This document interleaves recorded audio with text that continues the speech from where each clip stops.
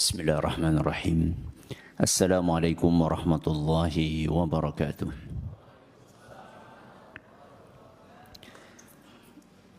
Alhamdulillahi rabbil alamin. Wabihi nasta'inu ala umuri dunya waddin. Wa sallallahu ala nabiyyina wa sayyidina Muhammadin wa ala alihi wa sahbihi ajma'in. Amma ba'd. Kita panjatkan puja dan puji syukur kehadirat Allah Subhanahu wa taala. Pada kesempatan pagi yang sejuk ini, kita kembali diberi kekuatan, kesehatan, hidayah serta taufik dari Allah Jalla wa Ala, sehingga kita bisa menghadiri salah satu taman surga Allah Azza wa Jalla di muka bumi. Kita berharap semoga Allah Subhanahu wa taala berkenan untuk melimpahkan kepada kita semuanya ilmu yang bermanfaat, sehingga bisa kita amalkan sebagai bekal untuk menghadap kepada Allah Jalla wa Ala. Allahumma amin. Salawat dan salam semoga senantiasa tercurahkan kepada junjungan kita Nabi Agung Muhammad sallallahu alaihi wasallam, kepada keluarganya, sahabatnya, dan umatnya yang setia mengikuti tuntunannya hingga akhir nanti. Para hadirin dan hadirat dan juga segenap pendengar serta pemirsa rahimani wa rahimakumullah. Yang pengen jadi orang kaya angkat tangan.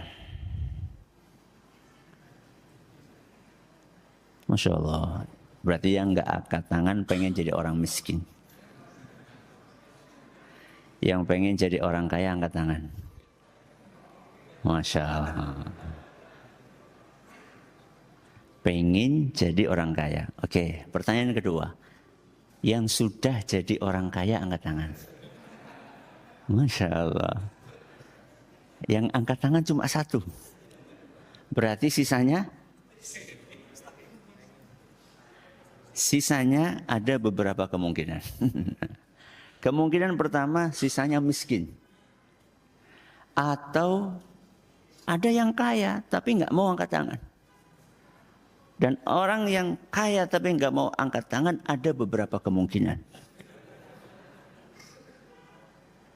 Kemungkinan pertama takut sombong.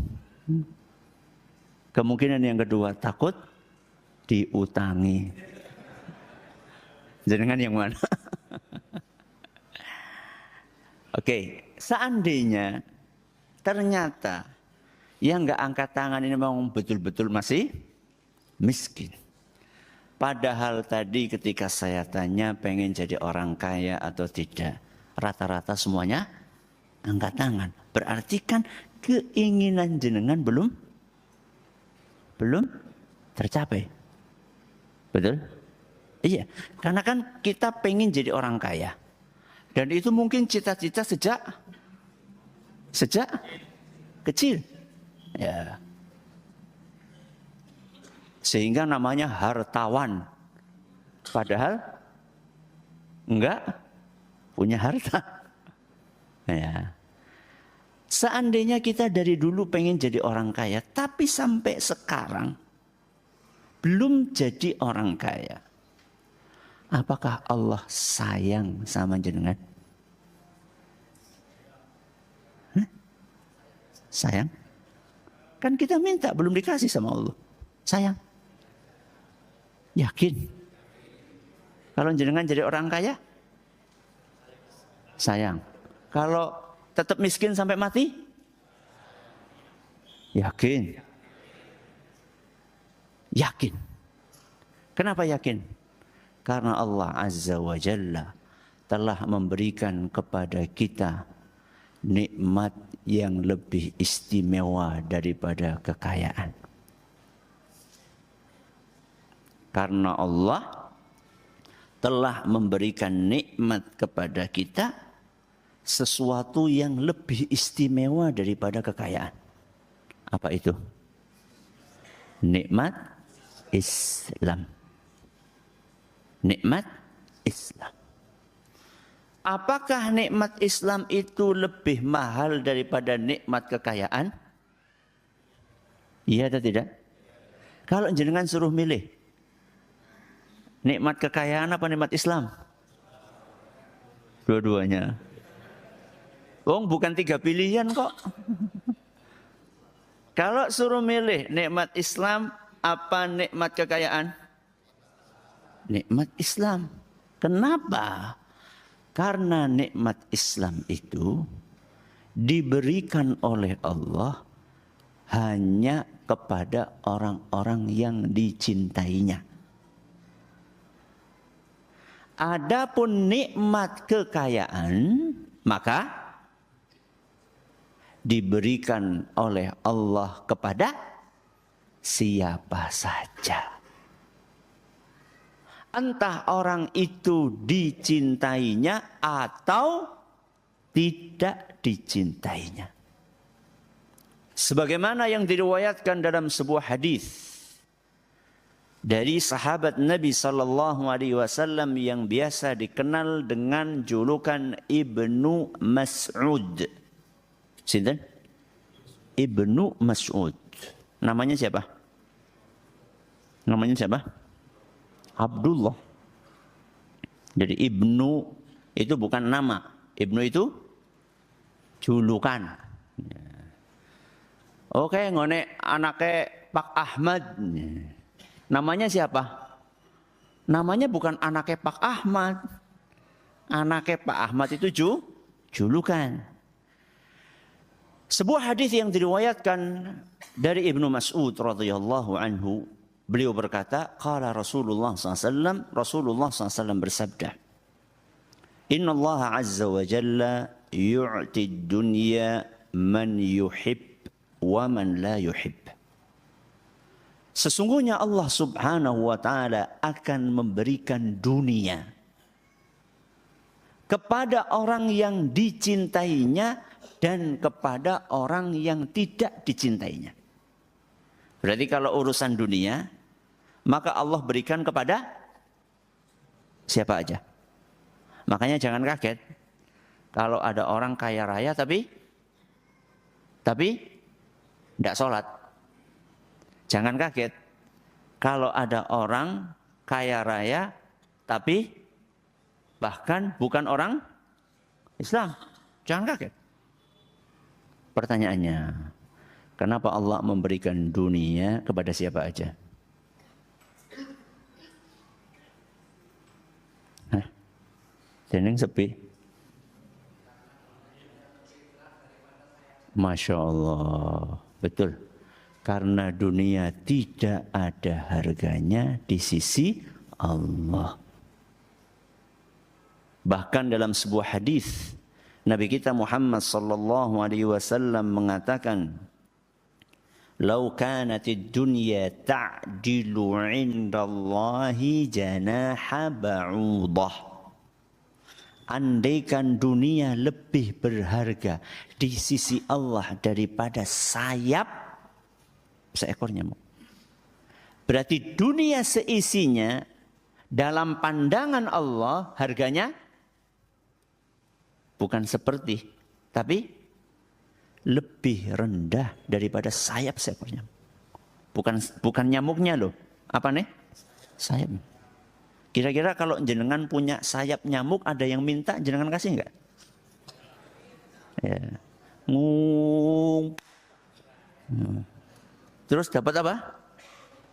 Sayap. Terus ada orang datang, mas gue gonyong. Jenengan kasih. Bayar apa gratis? Kenapa? Tidak ada harganya. Jadi kenapa Allah Azza wa Jalla memberikan dunia kepada siapa aja? Karena dunia di sisi Allah tidak ada harganya. Tapi lihat kelanjutan dari hadis tersebut. Wala yu'tid dina illa man ahab. Tapi kalau urusan keimanan, urusan keislaman, agama yang baik, tidak Allah berikan kecuali kepada orang yang dicintainya. Hadis riwayat Ahmad, dan kata Syekh Muqbil rahimahullah, minimal isnadnya hasan. Tapi kata Imam Ad-Daruqutni, lebih pas ini adalah perkataannya Ibnu Mas'ud. Jadi bisa jadi ini adalah perkataan Ibnu Mas'ud atau sabdanya Nabi kita Muhammad sallallahu alaihi wasallam. Baik. Berarti kita walaupun sampai sekarang masih miskin, itu bukan berarti Allah tidak sayang. Kenapa kita yakin seperti itu? Karena kita sama Allah sudah dikasih kenikmatan yang lebih mahal daripada kekayaan. Apa tadi? Beragama Islam. Padahal rata-rata dari kita mendapatkan karunia nikmat beragama Islam lewat permintaan dan permohonan kepada Allah atau tidak? Enggak. Ada di antara jenengan yang ya Allah jadikan saya seorang muslim? Ada? Enggak. Kenapa? Karena ketika lahir sudah Islam. Berbeda dengan orang yang mu'allaf. Banyak di antara mereka itu minta kepada Allah sekuat tenaga. Bukan hanya minta. Mereka juga berjuang untuk mencari hidayah. Contohnya siapa? Salman Al-Farisi. Apa artinya Al-Farisi? Aslinya dari Persia. Jadi nek anak jenengan lahir nang Slawi, kue udu Salman Al-Farisi. Wong kang Slawi ngomongnya Farisi. Farisi itu dari mana? Persia. Ya. Salman Al-Farisi, apakah Muslim sejak lahir? Enggak. Awalnya beliau dan ayahnya adalah Majusi, penyembah api. Tapi beliau tidak mendapatkan ketenangan batin, tidak mendapatkan ketentraman, sehingga mencari hidayah. Sampai ketemu agama Nasrani, sampai terakhir ketemu dengan ajaran Islam. Melakukan perjalanan ribuan kilometer. Sekitar 3.000-an kilometer. Untuk mencari agama Islam. Lah kita di rumah ceprot sudah jadi apa? Muslim. Kita beragama Islam tanpa meminta. Terus tanpa apa tadi? Berusaha keras untuk mencari. Dan ingat, kita beragama Islam juga bukan karena jasa besar kita kepada Islam. Allah karuniakan nikmat Islam kepada kita. Bukan karena kita adalah sosok yang memiliki jasa begitu besar kepada Islam. Coba jenengan bayangkan.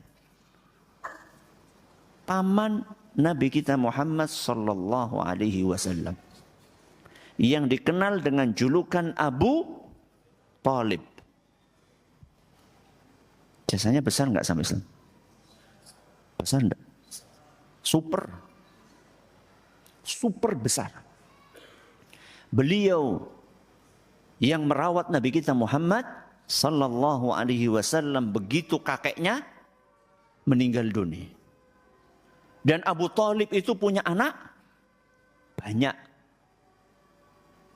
Nabi Muhammad SAW setelah kakeknya meninggal, setelah sebelumnya ibunya juga meninggal, bapaknya juga meninggal, dirawat sama Abu Thalib. Dan Abu Thalib punya anak banyak. Dan Abu Thalib termasuk orang yang miskin. Akan tetapi Abu Thalib merawat Nabi kita Muhammad SAW.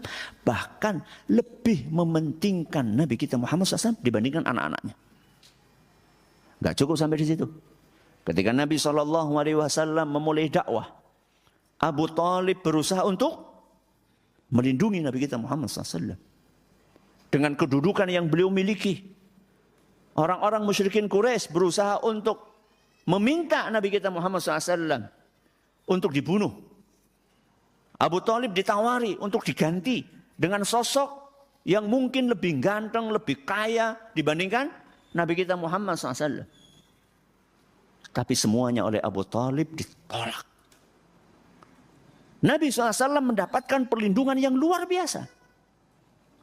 Akan tetapi ternyata dengan kemahabijaksanaannya Allah menakdirkan Abu Thalib sampai wafatnya tidak beragama Islam. Padahal jasanya begitu besar kepada Islam. Lah kita, apa jasa kita buat Islam? Minta beragama Islam tidak pernah. Berjuang mencari Islam tidak pernah. Punya jasa yang besar kepada Islam? Enggak juga. Ternyata Allah Subhanahu wa ta'ala pilih kita beragama Islam. Nikmat atau bukan? Nikmat. Kalau nikmat ini ditawarkan kepada jenengan untuk diganti uang 1 M. Mau? Mau? Benar? Murtad kasih berapa? 1 M. Mau? Kalau 100? Sisit, mikir sisit. Kalau 1 T, yang sepi. Mau enggak? Enggak. 1 T loh. Bisa bojo maning. Mau? Enggak mau. Kenapa? Hah? Kenapa?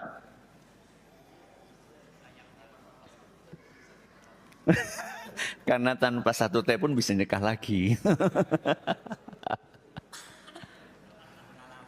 Pengalaman. Jadi loh, aku tahu urung. Saya bukan tidak ya, tapi belum. Belum berani.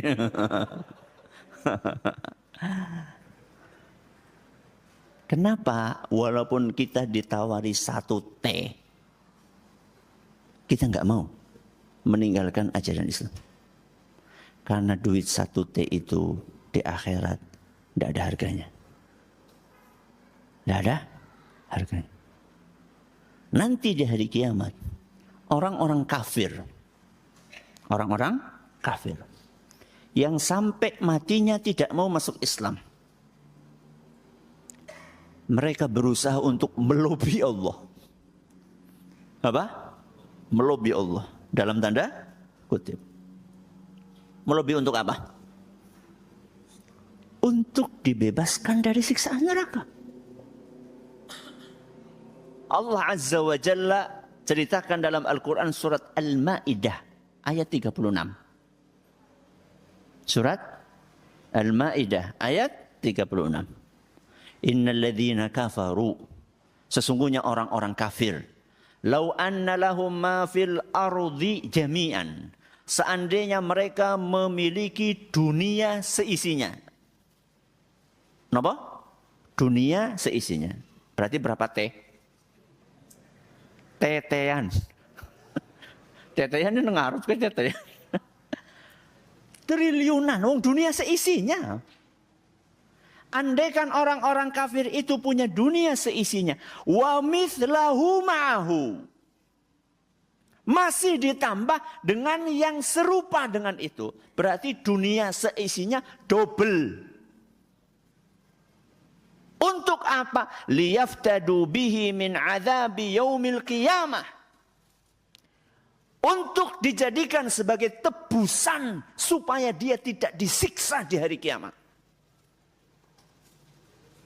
Mau nyogok. Emangnya hakimnya kayak di Konoha?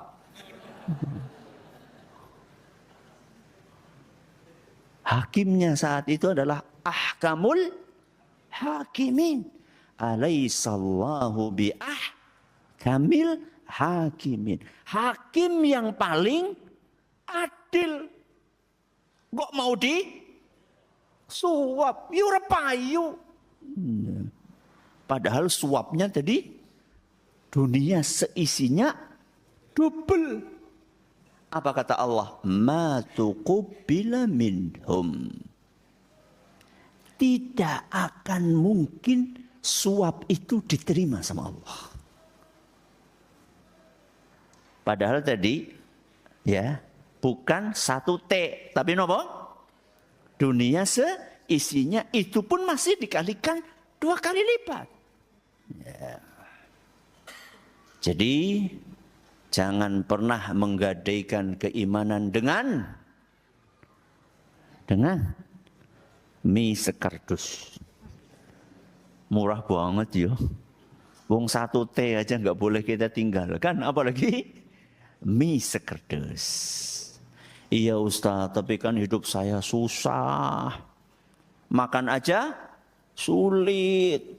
Rumah juga pindah-pindah. Karena statusnya kontraktor. Seumur hidup ngontrak terus. Ya tapi saya hidupnya miskin Ustaz. Ini ada tawaran. Kalau mau pindah, keyakinan nanti akan disediakan rumah, akan disediakan kendaraan. Gimana Ustaz? Yakinlah jamaah yang kami hormati, bahwa sekaya apapun seseorang di dunianya, ketika dia tidak beriman, nanti di hari kiamat dia akan lupa dengan seluruh kenikmatan yang dimilikinya. Sekaya apapun. Itu dijelaskan oleh Nabi kita Muhammad sallallahu alaihi wasallam dalam sebuah hadis yang diriwayatkan oleh Imam Muslim. Kata beliau sallallahu alaihi wasallam, yu'ta bi an'ami ahli dunya min ahli nari yaumal qiyamah. Di hari kiamat nanti akan didatangkan oleh Allah Azza wa Jalla orang yang paling nikmat hidupnya, tapi enggak beriman. Orang yang paling apa? Nikmat hidupnya, tapi tidak beriman. Berarti rumah mewah, mobil mabrah. Terus apa lagi? Istri di mana-mana, makanan melimpah. Pokoknya seluruh kenikmatan dia sudah rasakan. Kemana-mana digelarkan karpet merah. Malah ada sebagian orang kaya itu kaya nggak pernah napak tanah. Jadi dari helikopter ke mobil, dari mobil ke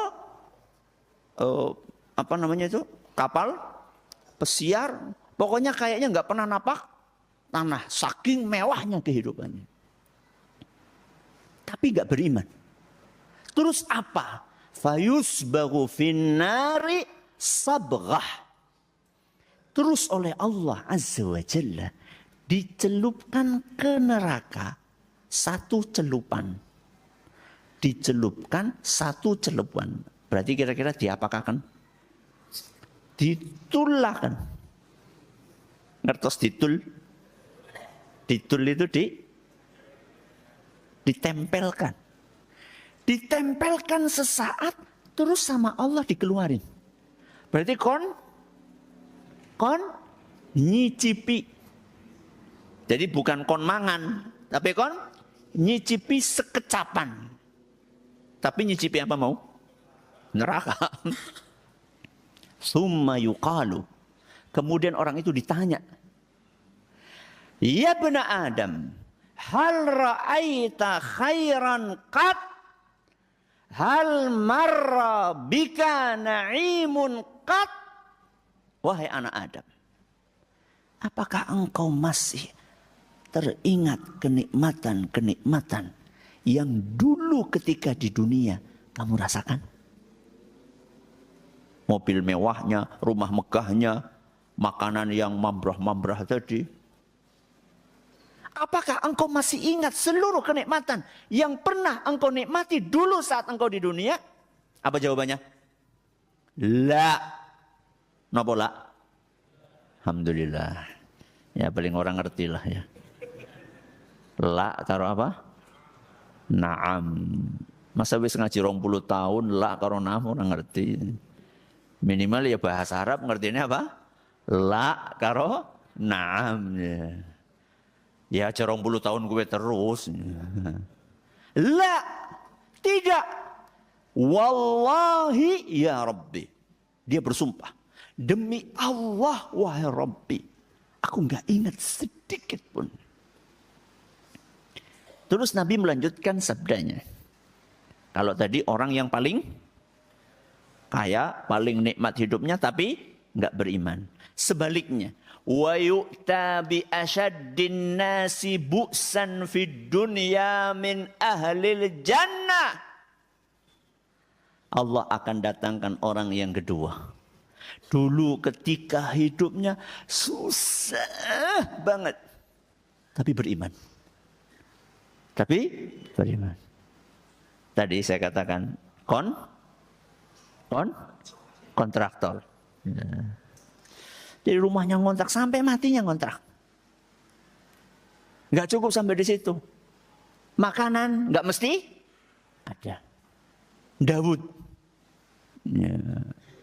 Karena memang enggak ada makan.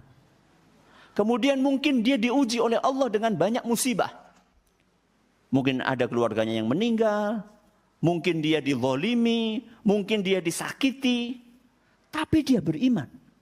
Waktunya sholat tetap sholat. Kemudian oleh Allah Azza wa Jalla yusbaghu sabghatan fil jannah.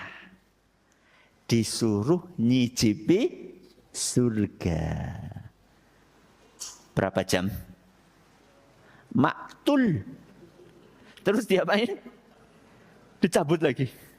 Ditanya sama Allah. Ya ibna Adam. Hal ra'aita bu'san qat? Wahai anak Adam. Apakah kamu masih ingat susah payahmu dulu ketika di dunia? Pindahan kontrakan terus. Kadang makan, kadang enggak. Bolak-balik sakit. Ketinggalan orang yang dicintai. Dizalimi, dipenjara, dan seterusnya. Apakah engkau masih ingat susah payahmu dahulu? Apa jawabannya? La, wallahi ya Rabbi. Demi Allah, wahai Rabbi, aku tidak ingat sedikit pun. Semuanya terlupakan dengan kenikmatan surga yang cuma sebentar saja. Berarti habis itu masuk lagi enggak? Ya masuk. Itu kan cuma untuk apa? Ngetes. Bukan berarti setulan tok ya ora. Jadi semiskin apapun kondisi kita, jangan pernah tinggalkan Islam. Apa temanya? Mensyukuri nikmat Islam. Ada 3 poin yang harus kita perhatikan dalam tema mensyukuri nikmat Islam. Yang pertama, syukuri. Yang kedua, pelajari. Yang ketiga, amalkan. Ada berapa poin penting? Yang pertama apa? Syukuri. Yang kedua, pelajari. Yang ketiga, amalkan. Syukuri pakai shin. Ya, udah nganggo sin. Syukur udah kayak gue. Nah, syukur gue kenapa? Kawus. Kawus tahu di sini? Oh, nggak tahu. Apa ya? Kawus ya, Pak. Kawus tuh syukurin apa sih di sini bahasanya? Rasain kan bahasa Indonesia, bahasanya Slawi apa?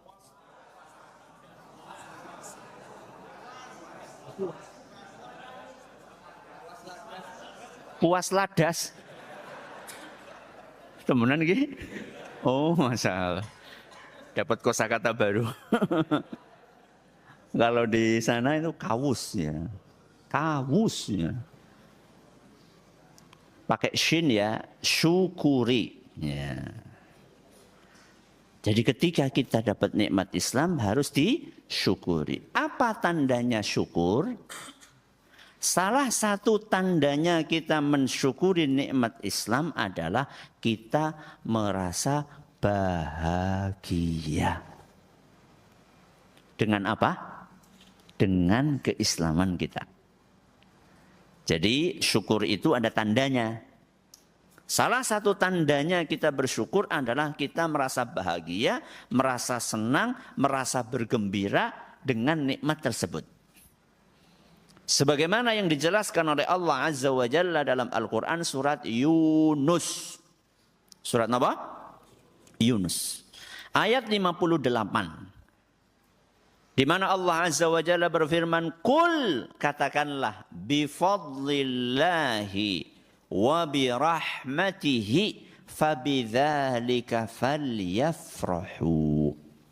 Katakanlah, hendaklah mereka merasa bahagia, merasa senang, merasa gembira dengan karunia dan nikmat dari Allah. Dan karunia yang paling besar tadi apa? Islam. Berarti tandanya syukur adalah merasa bahagia. Kebalikannya syukur apa? Kufur. Kufur. Tandane syukur bahagia, tandane kufur minder. Kenapa? Minder. Minder dengan apa? Minder dengan keislamannya. Masa ada orang yang minder dengan keislamannya? Banyak. Salah satu cirinya adalah mengatakan, wah, Islam yang dibawa sama Nabi SAW itu sudah tidak relevan. Harus direvisi, disesuaikan dengan kekinian. Islam kekinian. Ya. Islam Nusantara. Nanti ada Islam Barat, nanti ada Islam Timur, nanti ada Islam Utara. Jangan minder dengan ajaran Islam. Orang yang minder itu adalah orang yang punya kekurangan. Saya tanya, Islam itu agama yang sempurna apa agama yang kurang? Agama yang sempurna. Seharusnya yang minder itu orang yang ajarannya penuh dengan kekurangan. Lawang Islam itu agama yang paling sempurna kok minder? Sahabat siapa tadi yang nyari Islam sampai ribuan kilometer? Salman. Salman itu pernah diprovokasi sama seorang musyrik. Sebagaimana dituturkan di dalam sebuah hadis yang diriwayatkan oleh Imam Muslim. Musyrik itu datang kepada Salman. Apa kata seorang musyrik itu? Qad 'allamakum nabiyyukum kulla syai'in hatta al-khira'ah. Nabimu itu loh, apa-apa diajari. Apa-apa diatur. Sampai buang hajat saja diatur. Betul? Betul? Betul. Apa tujuan musyrik ini ngomong kepada Salman? Tujuannya apa? Untuk bikin don. Kayak gue pok bedi atur-atur, ada mau WC diatur. Apa jawaban Salman? Minder? Enggak. Apa kata beliau? Ajal. Ya, tentu. Gitu seharusnya seorang muslim. Islam kok kayak gue? Iya, pancen kayak gue. Ya, kira-kira seperti itu. Kok kudu memuji? Ya iyalah, keren. Gitu harusnya. Masa harus nutup aurat? Ya iyalah. Emang lemper dibuka. Jadi kita itu jangan minder dengan ajaran Islam. Kayak sinten? Salman.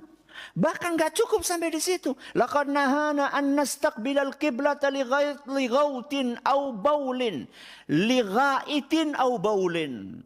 Malah Salman sekalian ngajari kepada si musyrik itu. Aturan buang hajat.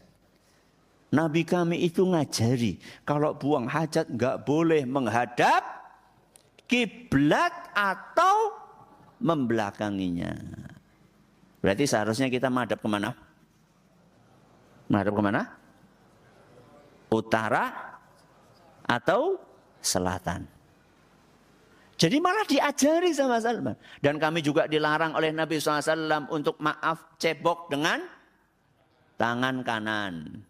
Malah sisan diulang. Itulah orang yang ngerti tentang kesempurnaan Islam. Jadi Islam itu salah satu tanda kesempurnaannya. Seluruh aspek kehidupan manusia diatur. Itu sempurna. Coba jenengan mau memasukkan anak ke sekolahan.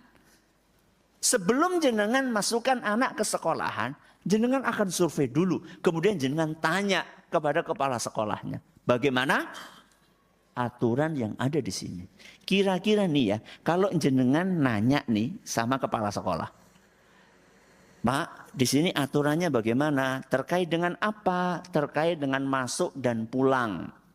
Oh, kalau di sini sih masuknya kapan saja boleh. Pulangnya bagaimana? Ya terserah. Itu terkait dengan aturan masuk dan pulang. Kalau pakaiannya bagaimana? Bebas. Mau pakai apa saja boleh. Enggak pakai baju juga boleh. Kalau SPP, wah kalau itu ada aturannya. Kira-kira jenengan jadi nggak masukkan anak ke situ? Ya nggak jadi. Karena sekolahan yang nggak ada aturannya atau aturannya nggak lengkap, itu tandanya sekolah tersebut banyak kekurangannya. Lah Islam ini ajarannya lengkap banget. Mulai dari kita bangun tidur sampai tidur lagi. Mulai dari urusan pribadi kita sampai urusan negara. Itu semuanya ada aturannya. Jadi jangan dibayangkan Islam itu hanya mengatur urusan hablum minallah saja. Termasuk hablum minannas. Jangan dipikir Islam itu hanya memberikan aturan saat kita di masjid. Islam juga memberikan aturan saat kita di pasar. Jangan dipikir kita itu hanya diatur untuk urusan ibadah. Termasuk urusan politik. Itu diatur dalam agama kita. Jadi jangan sampai kita mau dicekoki sama orang. Wong lagi berpolitik kok ngomong agama. Jangan politik ya mesti kayak gini. Lu enggak seperti itu.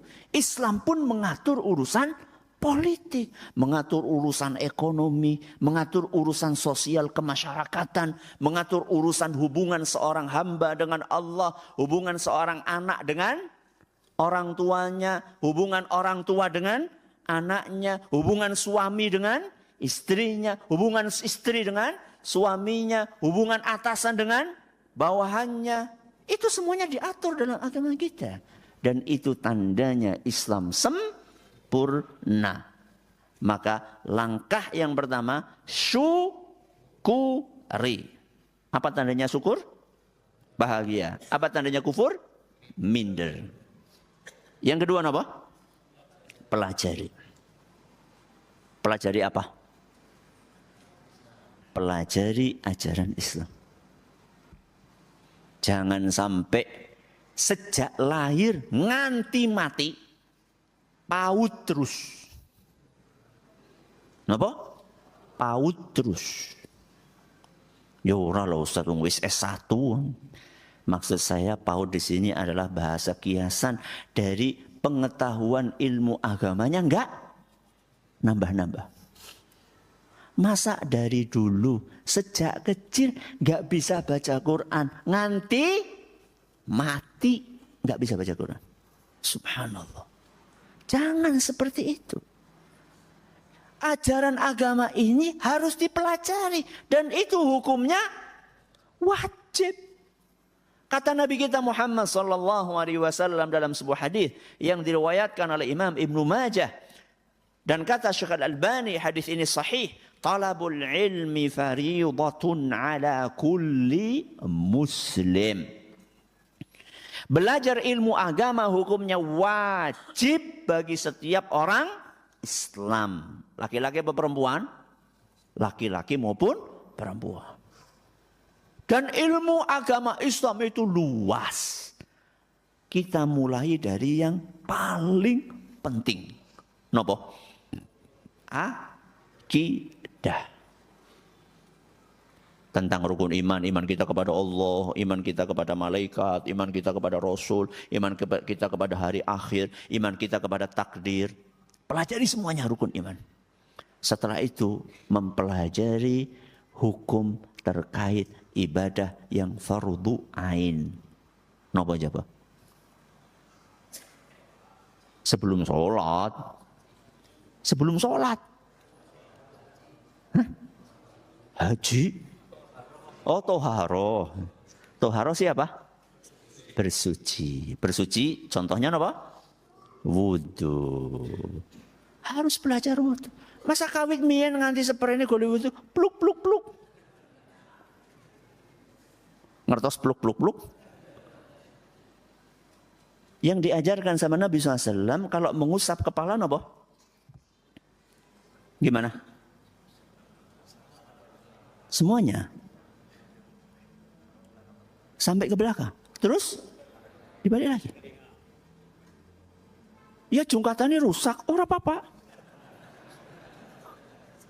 Kan bisa jungkatan maning. Ya.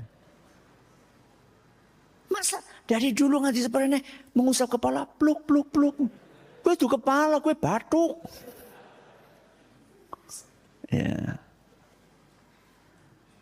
Jadi kita tuh harus belajar. Cara wudhu yang benar bagaimana yang dicontohkan sama Rasulullah Sallallahu Alaihi Wasallam.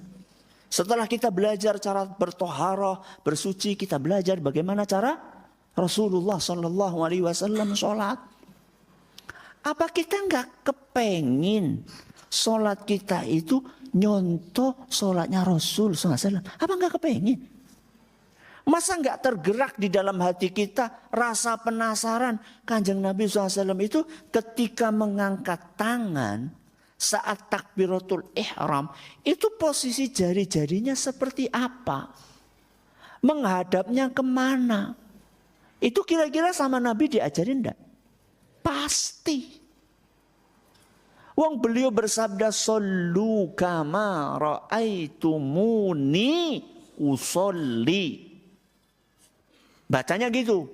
Sallu kama ra'aitumuni usolli. Bukan bacanya sallu kama ra'aitumuni usolli. Bukan seperti itu. Itu memanipulasi hadis itu. Sallu kama ra'aitumuni usolli. Salatlah seperti kalian melihat aku salat. Emang kita bisa melihat Rasulullah SAW salat? Bisa? Bisa? Kapan? Pas ngimpi. Di mana kita melihat Rasulullah SAW salat? Di dalam hadis-hadis beliau SAW yang dituturkan oleh para sahabatnya. Emang para sahabat mencermati dan memperhatikan sholat Nabi? Pasti. Asal jenengan tahu saja ya. Lawong gerak-geraknya jenggotnya Nabi sama sahabat itu disebutkan. Berarti mereka golek apa? Golek mengamati itu betul-betul apa? Sangat detail banget. Lawong nuwun sewu. Ketika sujud, sahabat itu sampai mengatakan, kami melihat putihnya ketiak Nabi SAW. Loh sih, berarti bolong Ustaz. Pakai kain ihram. Jadi ketika lagi sujud, itu kan Rasul SAW mengajarkan kita supaya nopo? Ininya, ini apa namanya? Lengan sama siku itu diangkat. Kalau diangkat berarti ketiaknya kelihatan. Kalau pakai ihram. Kalau nggak pakai ihram ya nggak kelihatan. Tapi yang penting ini adalah bagaimana para sahabat itu detail banget gitu loh. Putihnya ketiak Nabi, berarti Nabi rajin membersihkan ketiak. Ya, rambut ketiak maksudnya. Jadi sahabat nggak mengatakan aku melihat hitamnya ketiak Nabi. Enggak. Berarti sing ora tau cukur gue, yo sabar gue. Bangga dengan apa? Ya, ketiak yang lebat. Jadi yang perlu kita garis bawahi adalah bagaimana sahabat itu sampai segitunya detailnya gitu loh. Ustaz nek kayak gini kok tanggane kepriwe Ustaz?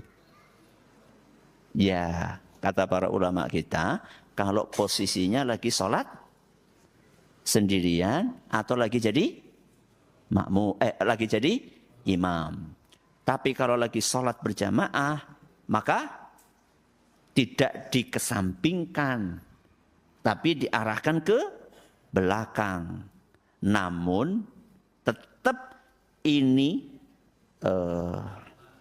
lengan dan siku tetap diangkat. Tidak boleh diapakan?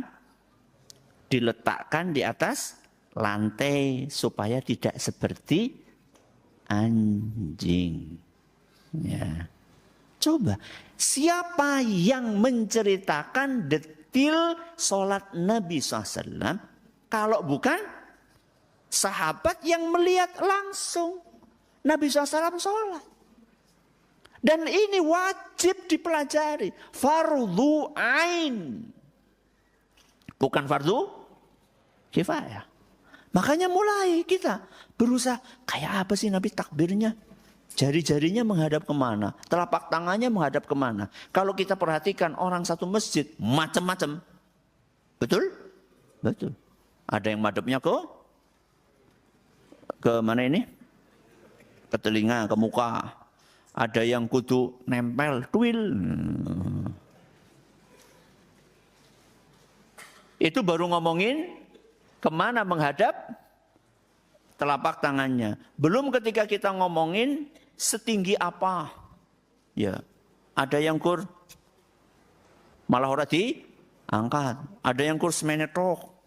Ya, ada yang bahu, ada yang telinga, ada yang malah kayak gie. Ya. Itu baru ngomongin tingginya, belum ngomongin ketika meletakkannya. Ya. Ana sing dadakan diputer-puter disit.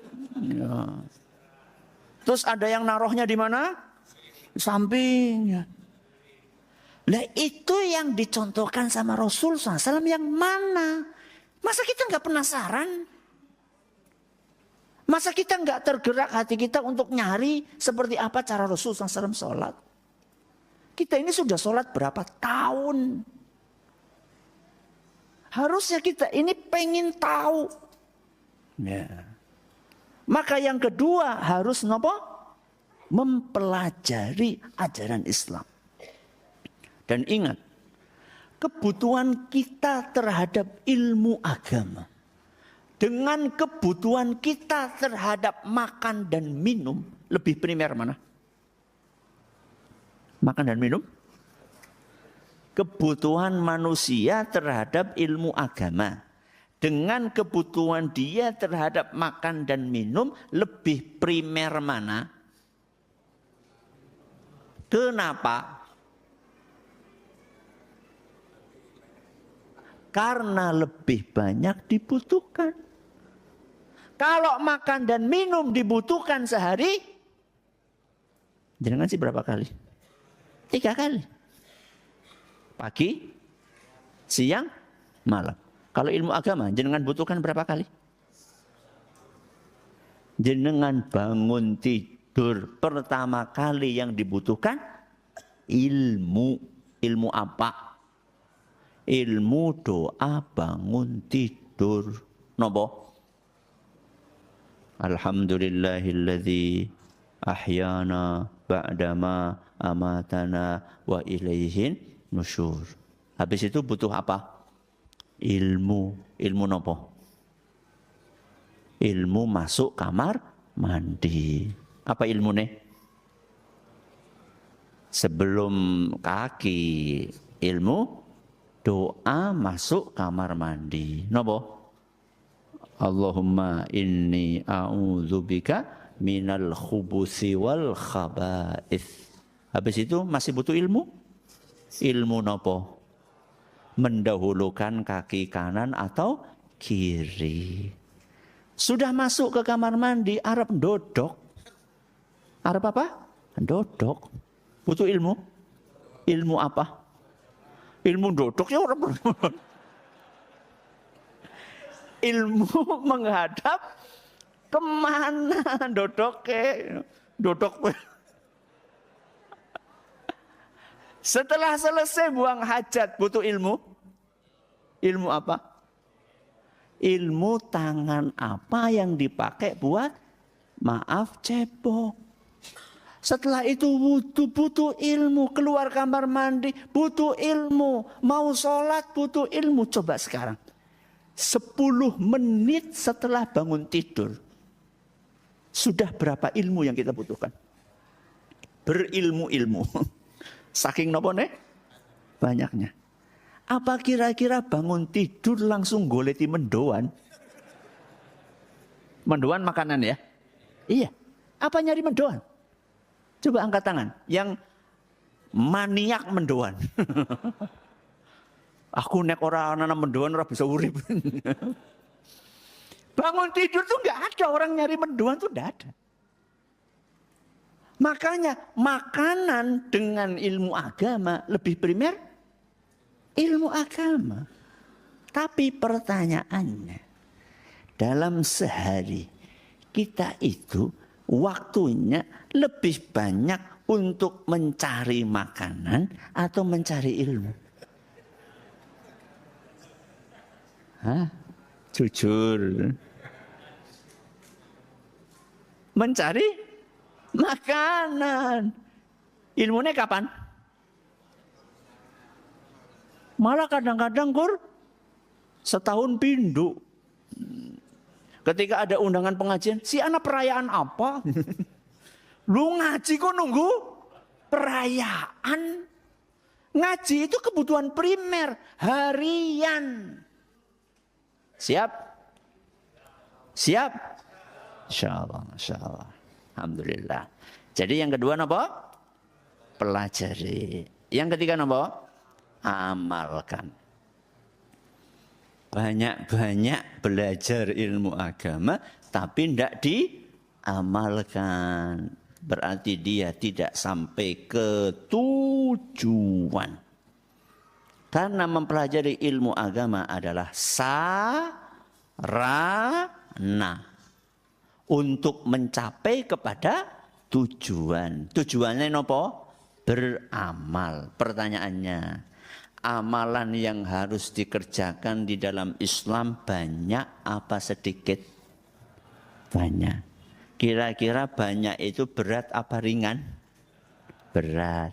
Supaya terasa ringan bagaimana? Dinikmati. Sebelum dinikmati diapain? Dilaksanakan secara bertahap. Caranya bertahap Ustadz. Caranya bertahap begitu dapat ilmu. Dipipil, diamalkan. Dipipil siapa? Sedikit-sedikit diamalkan. Jadi jangan numpuk ilmu.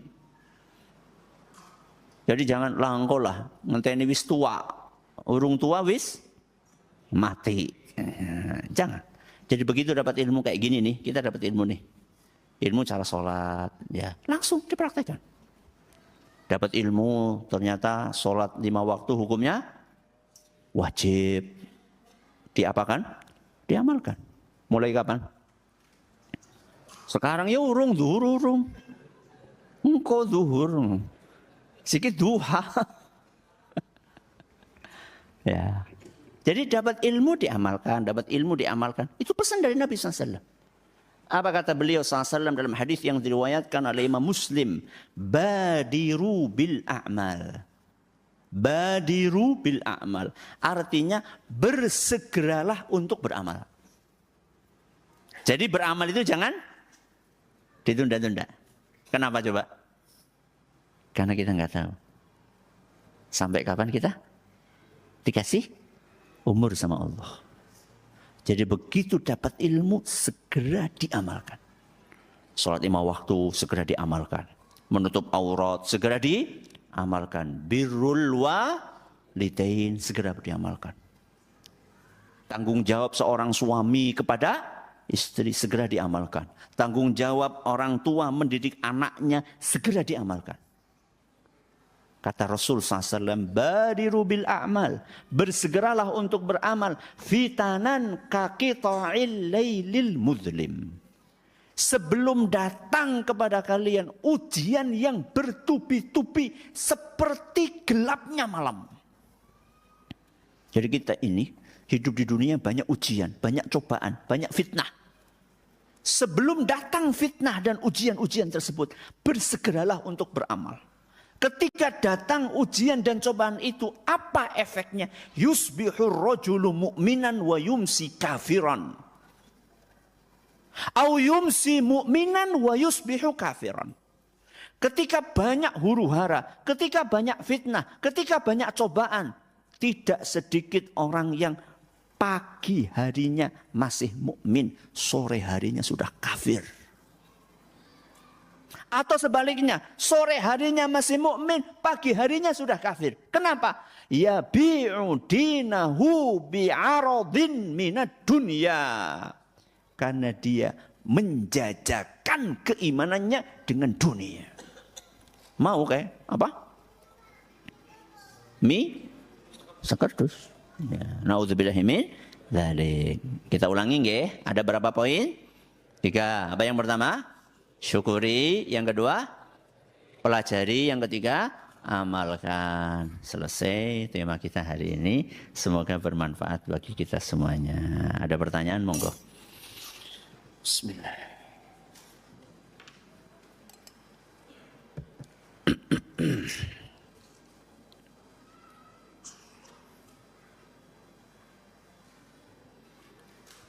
Haruskah seorang muslim bermadhab?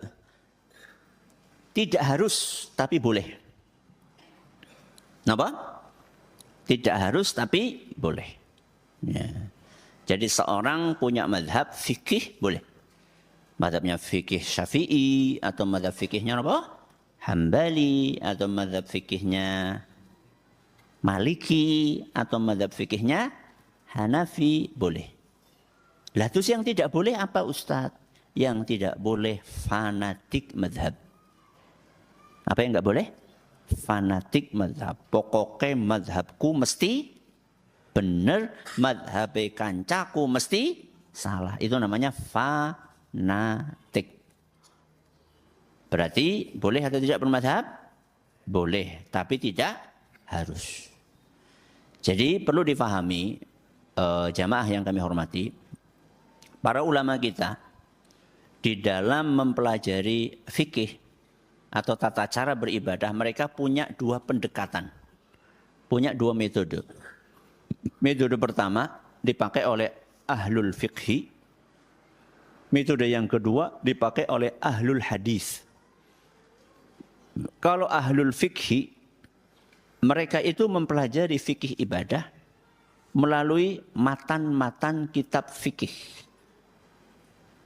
Yang itu biasanya sudah diramu oleh para ulama penulisnya setelah mereka meneliti dalil dari Al-Quran maupun hadis Nabi SAW.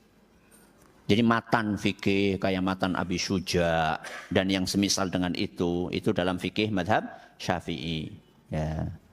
Al-Ghayatu wa Taqrib, ya, matan Abi Syuja. Itu ditulis oleh Abu Syuja rahimahullah setelah beliau meneliti dalil dari Al-Quran dan hadis. Ini pendekatan ahli fikih. Kalau pendekatan ahli hadis enggak seperti itu. Pendekatan ahli hadis belajar fikih ibadah itu dengan hadis.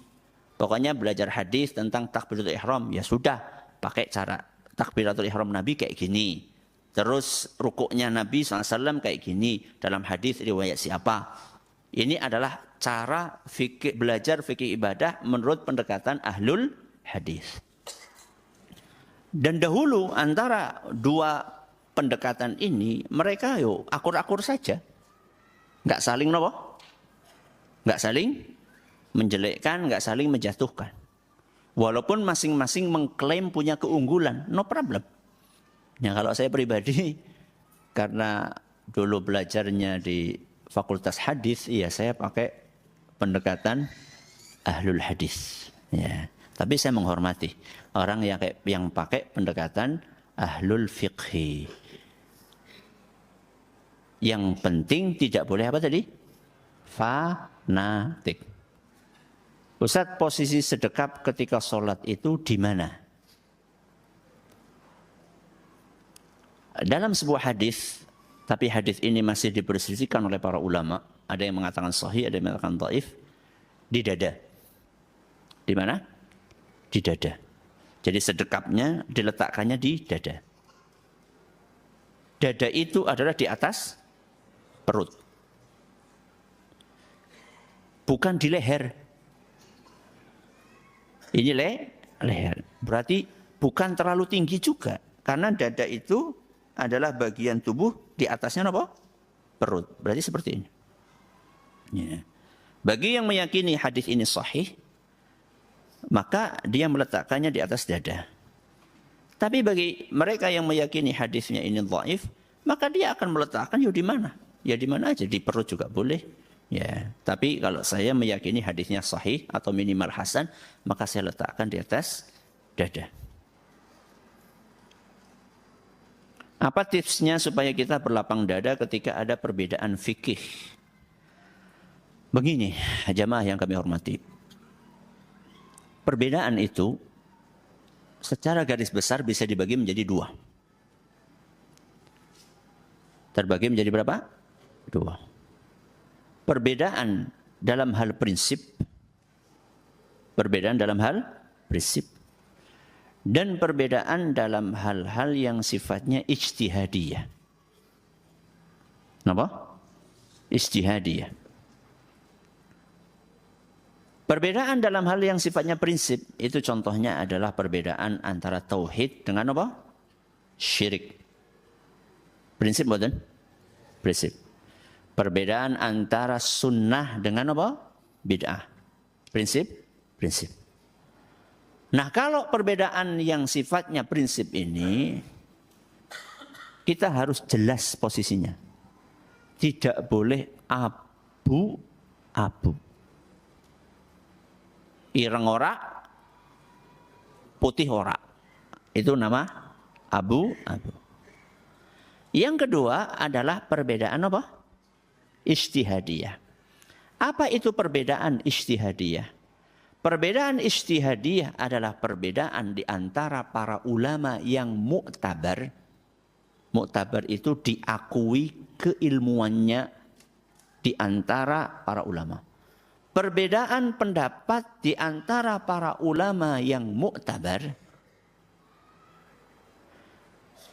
dalam permasalahan yang masing-masing punya dalil. Kenapa? Perbedaan di antara para ulama yang mu'tabar yang masing-masing punya apa? Dalil. Saya kasih contoh. Jumlah rakaat tarawih. Kenapa? Jumlah rakaat tarawih. Di Indonesia terbagi secara garis besar menjadi dua.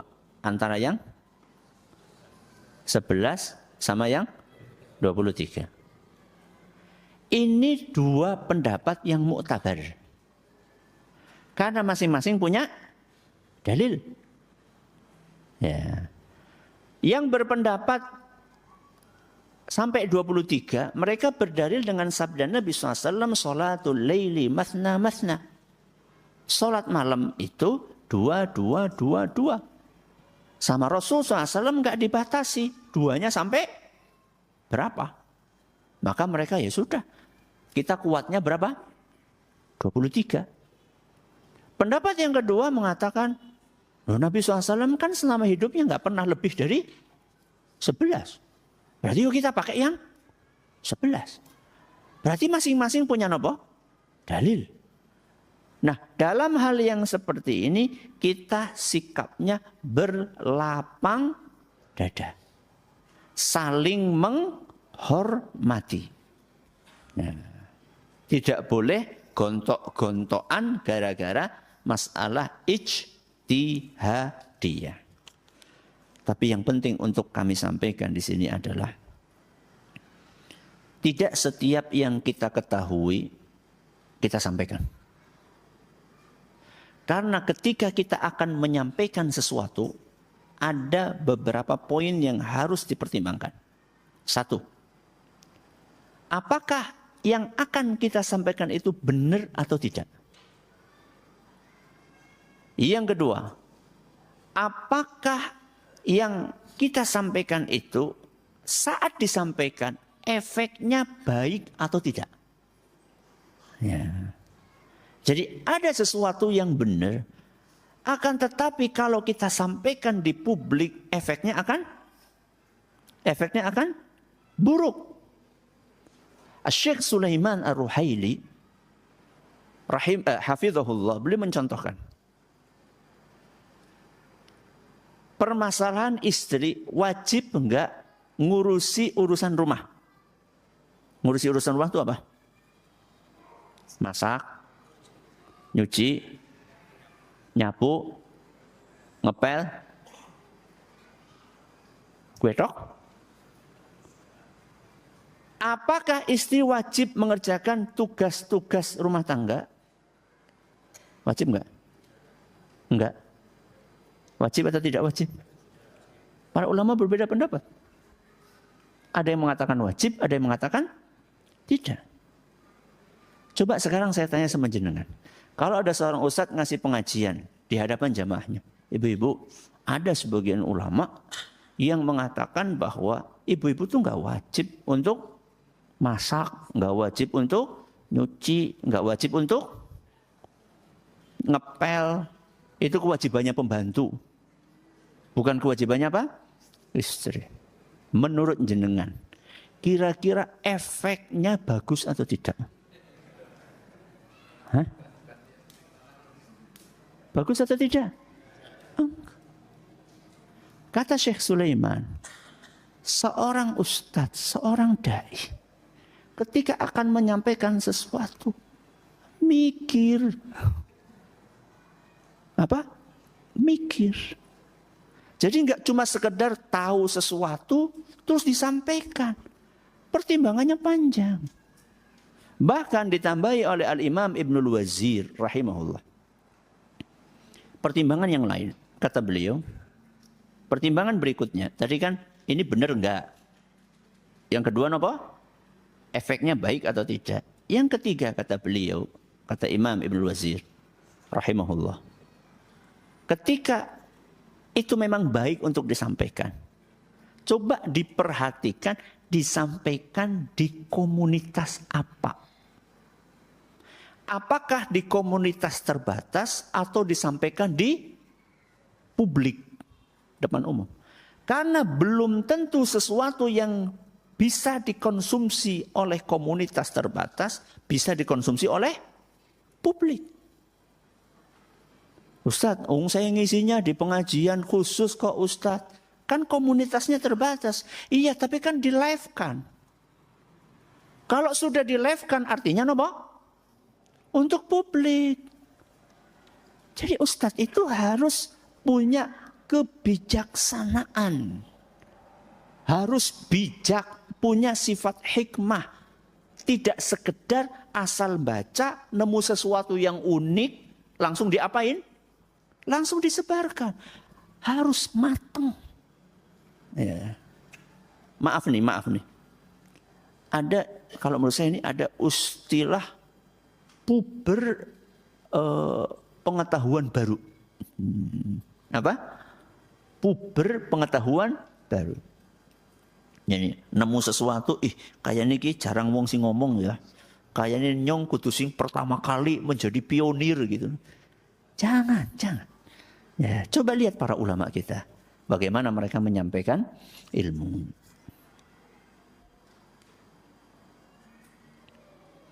Ustadz minta nasihatnya untuk orang tua yang tidak bisa menyekolahkan anaknya di sekolah sunnah karena kendala biaya. Cari sekolah yang murah. Cari sekolah yang murah. Tidak ada ustadz minta keringanan. Nggak mau ngasih keringanan, dididik dewek. Lu mau apa coba sekarang? Duit tidak ada. Minta keringanan, tidak dikasih. Ya udah dididik sendiri. Tapi kan saya nggak punya ilmunya. Ya sinau. Jadi kita ini harus solutif. Jangan apa? Jangan pasrah dengan keadaan. Jangan pasrah dengan keadaan.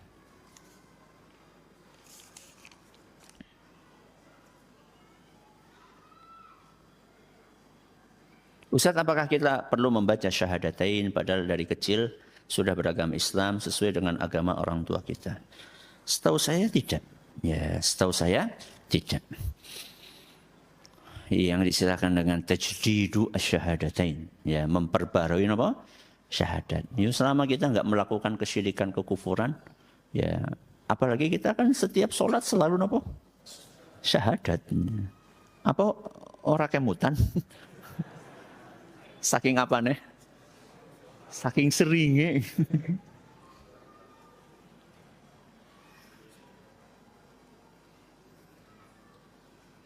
Ustaz, dalam mengejar dunia, mencari nafkah terkadang agama dikorbankan, sholatnya terlambat. Dan dalam mengejar agama, mencari nafkahnya dikorbankan. Mohon nasihatnya agar istiqomah. Ada kisah menarik, yaitu Umar bin Khattab. Sinten? Umar bin Khattab.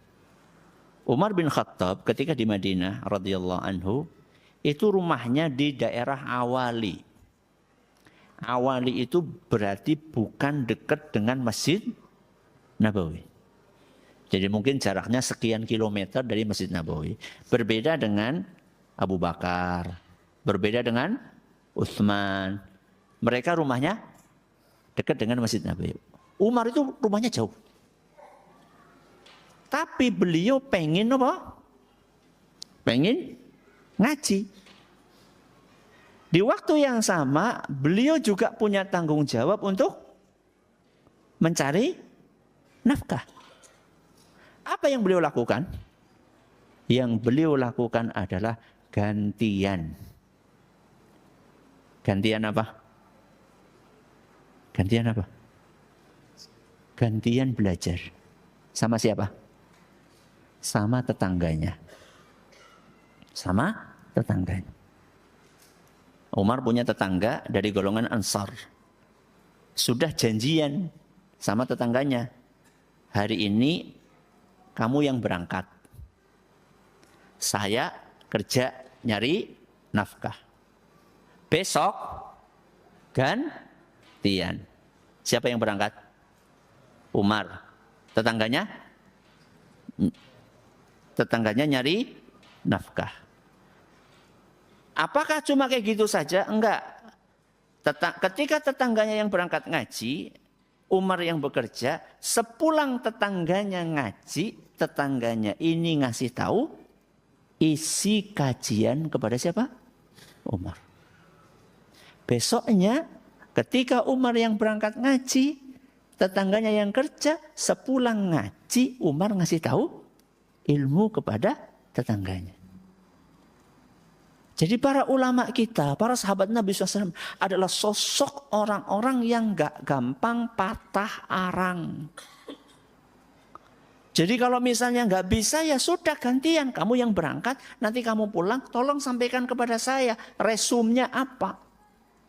Mulanya jenengan naik ngaji, ditulis.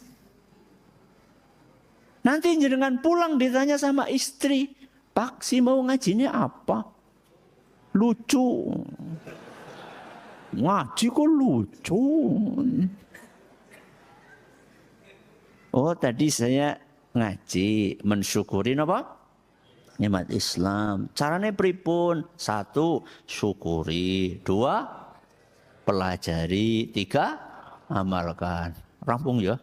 Masya Allah. Ini yang dapat kami sampaikan. Semoga apa yang kita pelajari bermanfaat bagi kita semuanya. Terima kasih atas perhatiannya. Mohon maaf atas segala kekurangannya. Kita akhiri dengan doa kafaratul majlis. Subhanakallahumma bihamdika asyhadu an la ilaha illa anta astaghfiruka wa atubu ilaik.